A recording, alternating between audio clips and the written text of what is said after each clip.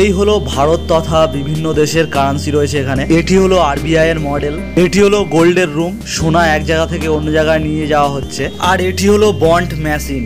Hello, আমি উজ্জ্বল। আজ চলে এসেছি কলকাতার আরবিআই মিউজিয়ামে। তো এই মিউজিয়ামটা আপনাদেরকে ঘুরিয়ে দেখাবো কি কি রয়েছে, আর এখানকার যাবতীয় তথ্য থাকছে এই ভিডিওর মধ্যে। তাহলে শুরু করা যাক আজকের ভ্লগ। আমি এখন হাঁটতে হাঁটতে আরবিআই মিউজিয়ামের সামনে চলে এসেছি। এটি হলো কলকাতার আরবিআই মিউজিয়াম। তো চলুন ভেতরে ঢোকা যাক, দেখা যাক কি কি রয়েছে।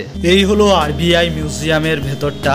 আর এখানে যে পুরাতন 1 টাকার কয়েন রয়েছে, এটাই হলো মেন গেট। তো চলুন ভেতরে যাই। মিউজিয়ামের মাঝ বরাবর এরকম সোনা দিয়ে একটা ওয়ার্ল্ডের ম্যাপ বানানো রয়েছে, আর তার মাঝখানে রয়েছে সোনার এরকম বানানো নোট, যেটি মিউজিয়ামটাকে মূল আকর্ষণ করে রেখেছে। আর একটা কথা জানিয়ে রাখি, এই মিউজিয়ামের মধ্যে কোনো ভিডিওগ্রাফি অ্যালাউ নেই। আর এখানে দেখানো হয়েছে আগেকার দিনে যখন টাকা পয়সা ছিল না, তখন বিনিময় প্রথার মাধ্যমে জিনিস কেনা বেচা করা হতো, সেটাই তুলে ধরা হয়েছে এখানে। এই বিনিময় প্রথার পর মানুষ কড়ি এবং ঝিনুকের ব্যবহার শিখলো। এর মাধ্যমে জিনিস তখন কেনা বেচা শুরু হলো। সেই সব কিছু জিনিসের ডেমো এখানে রয়েছে। এরপর মানুষ এত বড় একটি মুদ্রা তৈরি করলো, কিন্তু এটি এক জায়গা থেকে অন্য জায়গায় নিয়ে যাওয়া অনেক কষ্টের ছিল।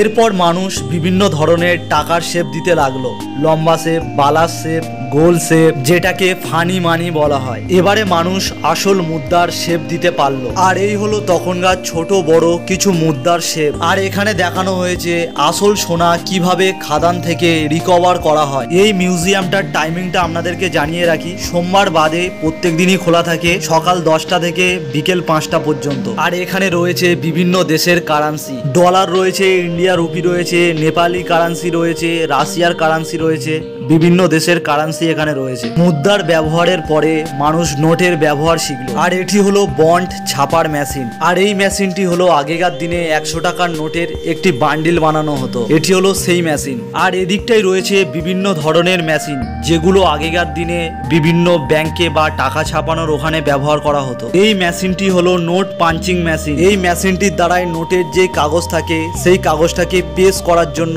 ব্যবহার করা হতো। আর এই মেশিনটা হলো স্টিচিং টুল। আগেকার দিনে পিন ছিল না, তাই এই মেশিনটার দ্বারাই টাকার বান্ডিলকে সেলাই করা হতো। এই মেশিনটা হলো ইউভি ল্যাম্প। এই মেশিনটার দ্বারাই তখনকার দিনে নোট আসল না নকল চেক করার জন্য এই মেশিনটি ব্যবহার করা হতো।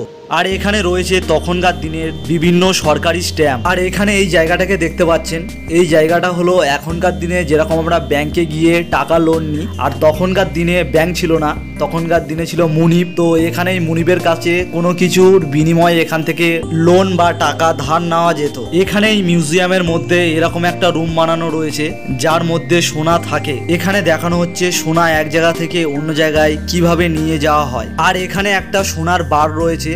এই বারটা চাইলে আপনারা চাকিয়ে দেখতে পারেন যে একটা সোনার বারের ওয়েট কতটা হতে পারে। এগুলো হলো তখনকার দিনের সোনার মোহর। আর এখানে একটা গ্রাফের মাধ্যমে বোঝানো হয়েছে তখনকার দিনে সোনার দাম কতটা কম ছিল আর এখনকার দিনে সোনার দাম কতটা বেশি। আর এখানে ডিসপ্লের মাধ্যমে দেখানো হচ্ছে এশিয়ার মধ্যে কোন দেশের কাছে কতটা সোনা রয়েছে। তো নিচটা ঘোরা কমপ্লিট হয়ে গেছে। এই আরবিআই মিউজিয়ামের 2nd ফ্লোরেও একটা রুম করেছে। তো চলুন সেখানে যাওয়া যাক, ওখানে দেখা যাক কি কি রয়েছে। এটি হলো আরবিআই মিউজিয়ামের 2nd ফ্লোর। এই 2nd ফ্লোরেও অনেক কিছু দেখার জিনিস রয়েছে।